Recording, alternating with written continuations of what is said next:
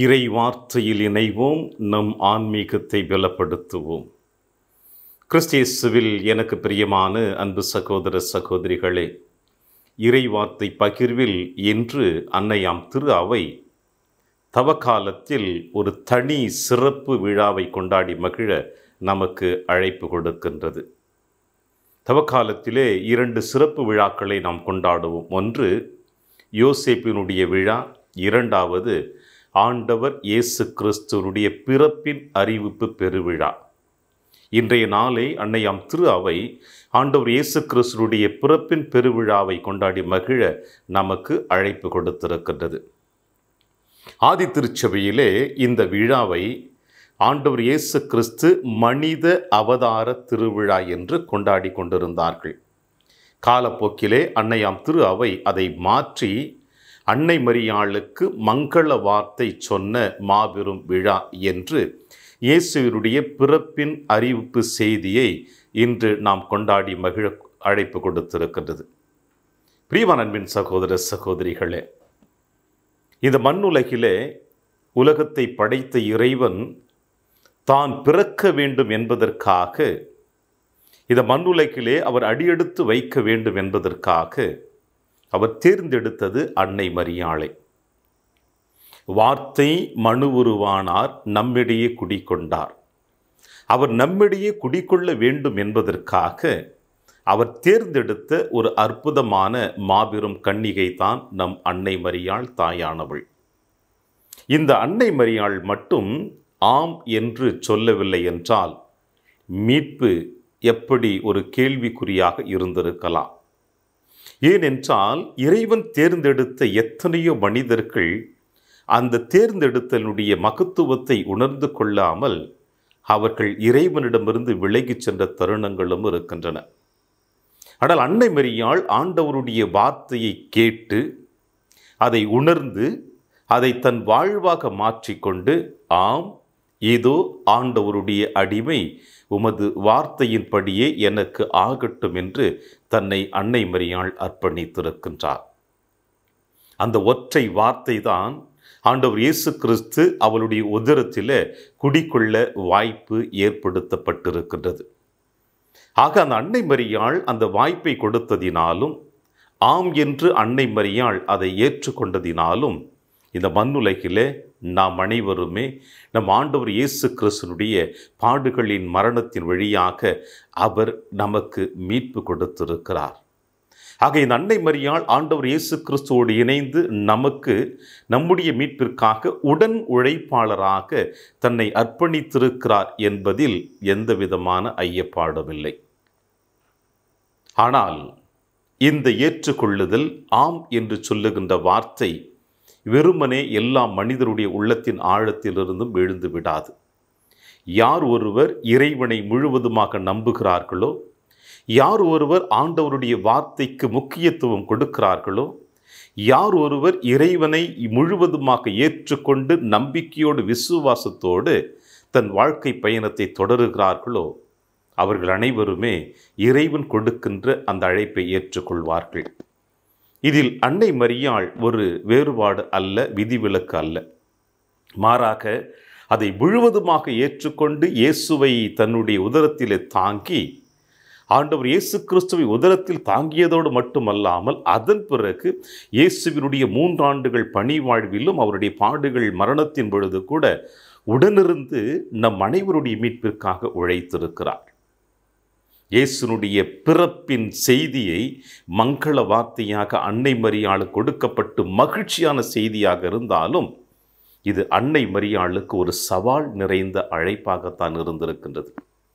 எனவே இந்த சவால் நிறைந்த அழைப்பை அன்னை மரியாள் ஏற்றுக்கொண்டு அதை தன் வாழ்வாக மாற்றி இன்று அந்த விழாவை மகிழ்ச்சியோடு கொண்டாடி கொண்டிருக்கின்ற உங்களுக்கும் எனக்கும் கொடுக்கின்ற செய்தி என்ன? அன்னை மரியாள்.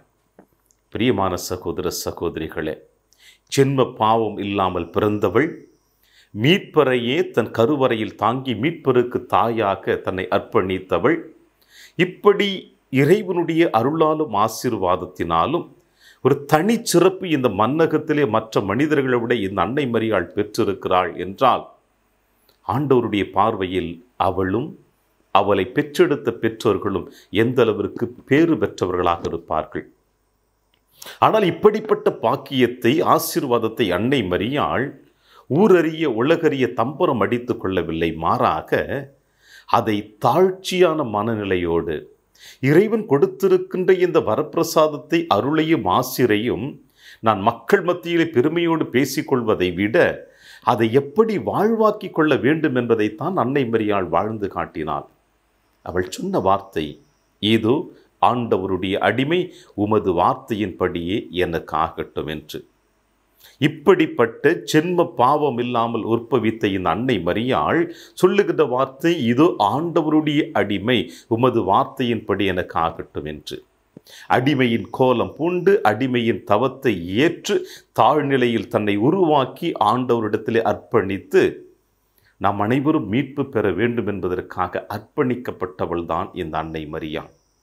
ஆக அன்று அவள் சொன்ன அந்த ஒற்றை வார்த்தை தான் இன்று இந்த உலகத்தில் இருக்கின்ற நீங்களும் நானும் மீட்பை பெற்று மகிழ்ச்சியோடு வாழ்ந்து கொண்டிருக்கின்றோம்.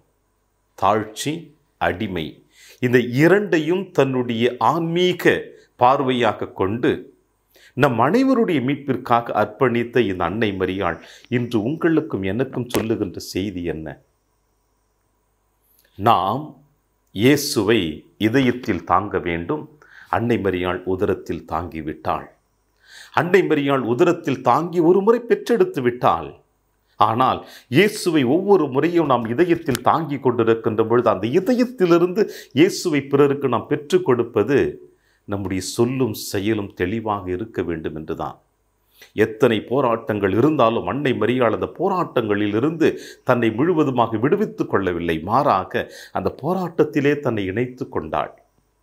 அவள் இணைத்து கொண்டதினால் நாம் விடுதலை பெற்றிருக்கிறோம். நாம் இணைத்து கொண்டால் நமக்கு பின் வருகின்ற சந்ததியர்கள் நம்முடைய வாழ்க்கை பயணத்தை முன்னோக்கி பார்த்து அதன்படி அவர்களும் நம்முடைய பாத சுவடுகளை பின்பற்றி வர ஆரம்பிப்பார்கள். ஒருவேளை நம்முடைய வார்த்தையும் சொல்லும் செயலும் மாறுபட்டதாக இருந்து சமுதாயத்தினுடைய வாழ்க்கைக்கு சீர்கேடாக அமைந்திருந்தால் நாம் உண்மையிலேயே கடவுளுடைய பிள்ளைகளா, கிறிஸ்துவனுடைய ஆசீர்வாதத்தை பெற்றவர்களா என்பது ஒரு கேள்விக்குறியாகத்தான் இருக்கிறது.